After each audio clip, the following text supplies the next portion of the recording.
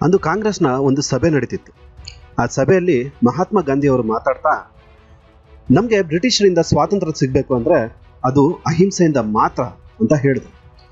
ಆ ನಂತರ ಒಬ್ಬ ವ್ಯಕ್ತಿ ಮೈಕ್ ತಗೊಂಡು, ಗಾಂಧಿ ಅವರು ಹೇಳಿದ ಹಾಗೆ ನಾವು ಅಹಿಂಸಾ ಮಾರ್ಗದಲ್ಲಿ ನಡೆಯೋಣ, ಆದರೆ ನಾವು ಅಹಿಂಸೆ ಅಂತ ಯಾವಾಗ ಹೇಳಬೇಕು?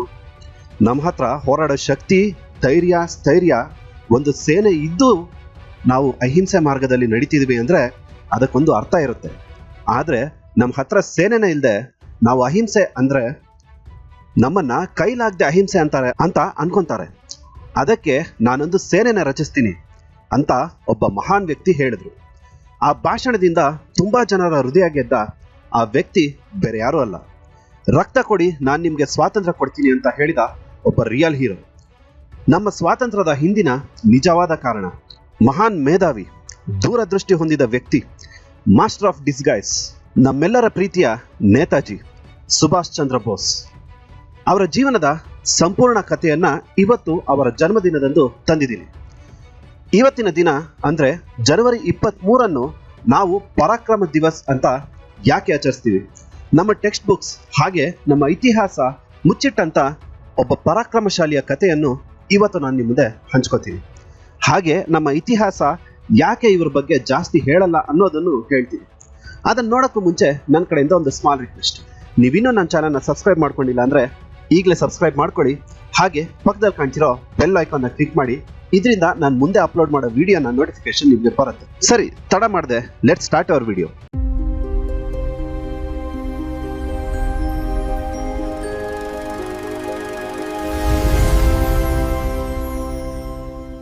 ಅದು ಜನವರಿ 23, 1897.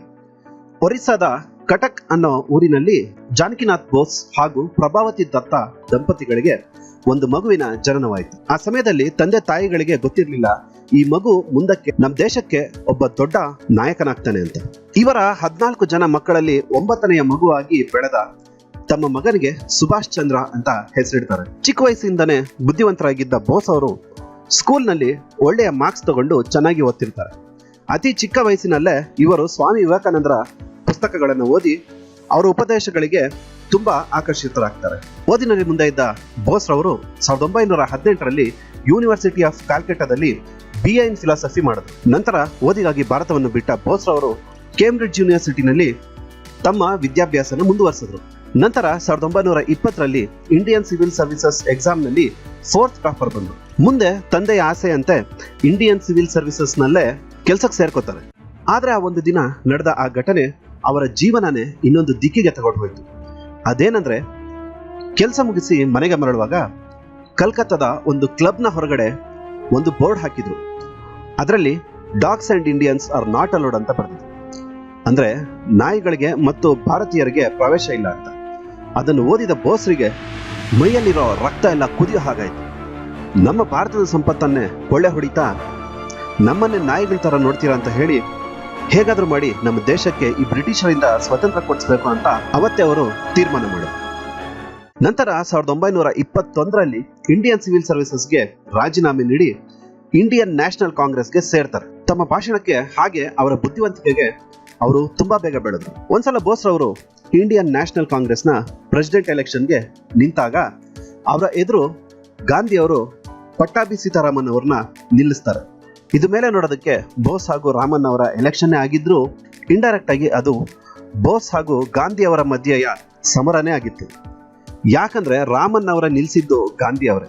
ಆದ್ರೆ ಅಂದಿನ ಎಲೆಕ್ಷನ್ ನಲ್ಲಿ ಬೋಸ್ ಅವರು ತುಂಬಾ ಮೆಜಾರಿಟಿಯಲ್ಲಿ ಗೆಲ್ತಾರೆ. ಬೋಸ್ ಅವರು ಪ್ರೆಸಿಡೆಂಟ್ ಆಗಿದ್ದಾಗ ಗಾಂಧಿ ಅವರ ಮತ್ತು ಬೋಸ್ ಅವರ ನಡೆದ ಒಂದು ಭಾಷಣನ ನಾನು ಪ್ರಾರಂಭದಲ್ಲೇ ಹೇಳಿದೆ. ಈ ಭಾಷಣದಿಂದ ತುಂಬಾ ಜನರ ಸಪೋರ್ಟ್ ಬೋಸ್ ಅವರಿಗೆ ಸಿಕ್ತು. ಆದ್ರೆ ಗಾಂಧಿ ಅವರ ಮಾತಿಗೆ ಎದುರಾಡಿದ್ದಕ್ಕೆ ಇಂಡಿಯನ್ ನ್ಯಾಷನಲ್ ಕಾಂಗ್ರೆಸ್ನಲ್ಲಿ ವಿರೋಧ ಕೂಡ ವ್ಯಕ್ತವಾಯಿತು. ಇದನ್ನ ಗಮನಿಸಿದ ಬೋಸ್ ಅವರು ಇನ್ನ ನಾನು ಇಲ್ಲಿದ್ದು ಏನು ಮಾಡೋಕ್ಕಾಗಲ್ಲ ಅಂತ ಹೇಳಿ ಅಲ್ಲಿ ರಾಜೀನಾಮೆ ನೀಡಿ ತಮ್ಮ ಮುಂದಿನ ಯೋಜನೆಗಳಿಗೆ ತುಂಬಾ ವಿದೇಶ ಪ್ರಯಾಣ ಮಾಡ್ತಾರೆ. ಹಾಗೆ ಇವರು ವಿದೇಶ ಪ್ರಯಾಣ ಮಾಡ್ತಾ ಒಂದ್ಸಲ ಆಸ್ಟ್ರಿಯಾದ ವಿಯನ್ನಾಗೆ ಭೇಟಿ ನೀಡ್ತಾರೆ.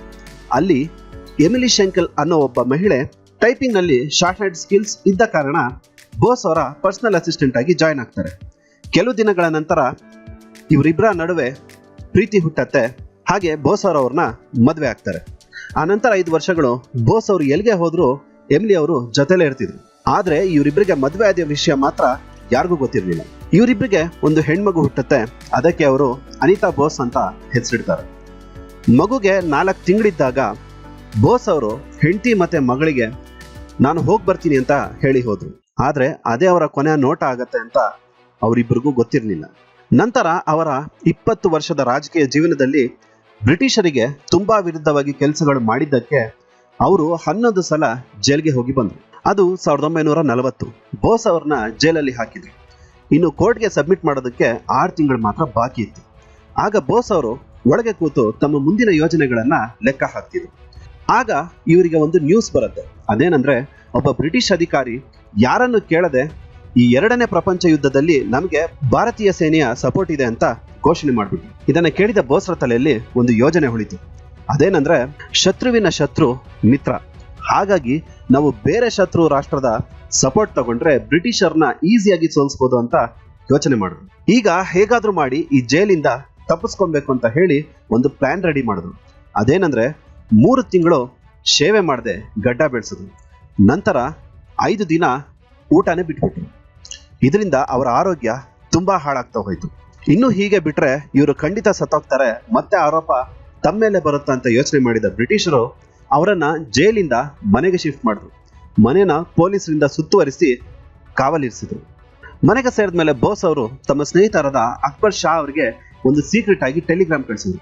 ಆ ಟೆಲಿಗ್ರಾಮ್ನಂತೆ ಅಕ್ಬರ್ ಶಾ ಅವರು ಮನೆಗೆ ಬಂದ ತಕ್ಷಣ ಬೋಸ್ ಅವರು ಮುಸ್ಲಿಂ ಹಾಗೆ ವೇಷನ ಬದಲಿಸ್ಕೊಂಡು ಮೊಹಮ್ಮದ್ ಜಿಯಾವುದ್ದೀನ್ ಅಂತ ಹೆಸರು ಚೇಂಜ್ ಮಾಡಿಕೊಂಡು ಇನ್ಶೂರೆನ್ಸ್ ಏಜೆಂಟ್ ಆಗಿ ಡಾಕ್ಯುಮೆಂಟ್ಸ್ ಕ್ರಿಯೇಟ್ ಮಾಡಿ ಅವತ್ತಿನ ರಾತ್ರಿನೇ ಪೊಲೀಸರ ಕಣ್ಣು ತಪ್ಪಿಸಿ ಆ ಮನೆಯಿಂದ ಓಡಿ ಹೋದ್ರು.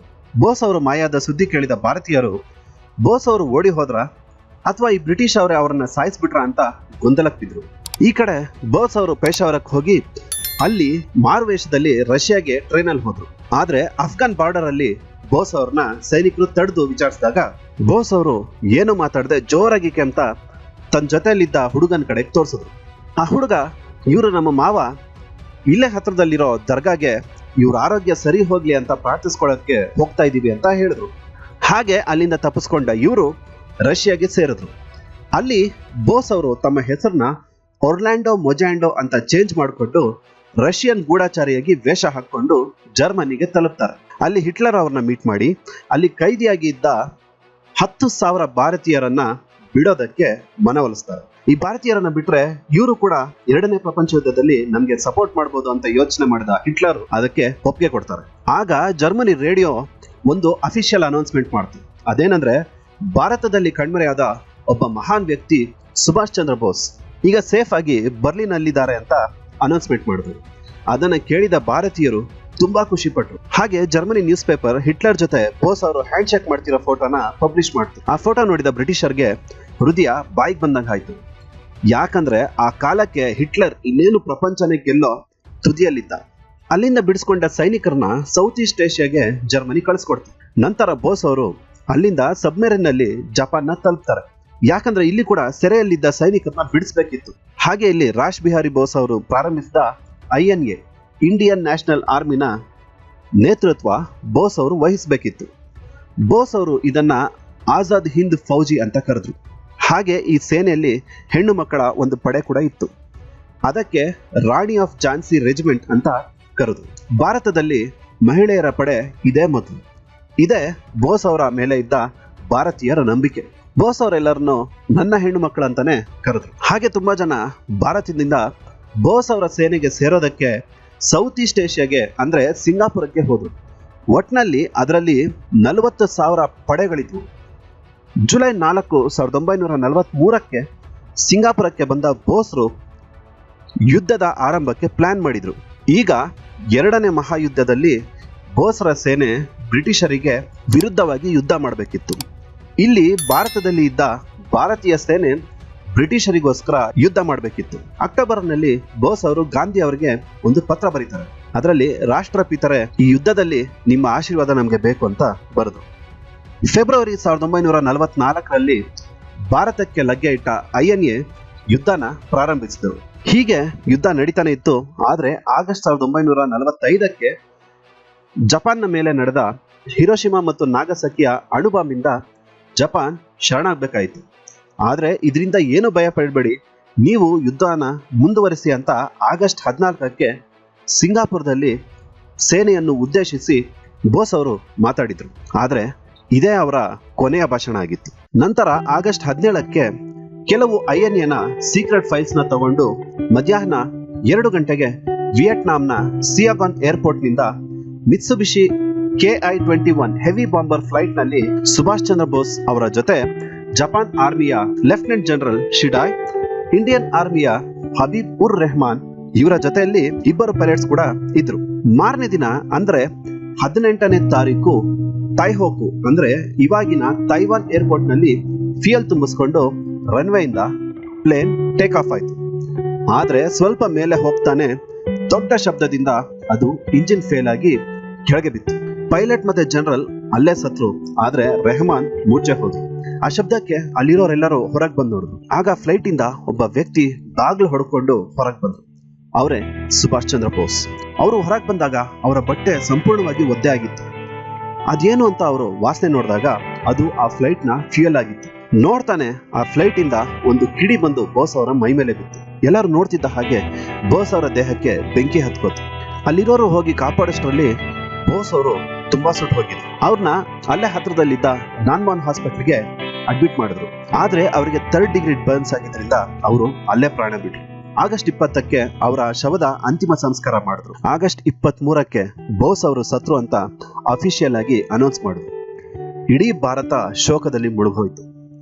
ನಂತರ ಅವರ ಅಸ್ಥಿಕೆಗಳನ್ನ ಜಪಾನ್ನ ರಿಂಕೋಜಿ ಟೆಂಪಲ್ ನಲ್ಲಿ ಭದ್ರಪಡಿಸಿದ್ರು. ಇದು ಚರಿತ್ರೆ ನಮ್ಗೆ ಹೇಳಿದ ಕತೆ. ಆದ್ರೆ ಇದರಲ್ಲಿ ಎಷ್ಟು ಸತ್ಯ ಇದೆ? ಬೋಸ್ ಅವರು ನಿಜಕ್ಕೂ ಸತ್ತೋದ್ರ, ಇಲ್ಲ ಅವರ ಸಾವನ್ನ ಫೇಕ್ ಆಗಿ ಕ್ರಿಯೇಟ್ ಮಾಡಿದ್ರು?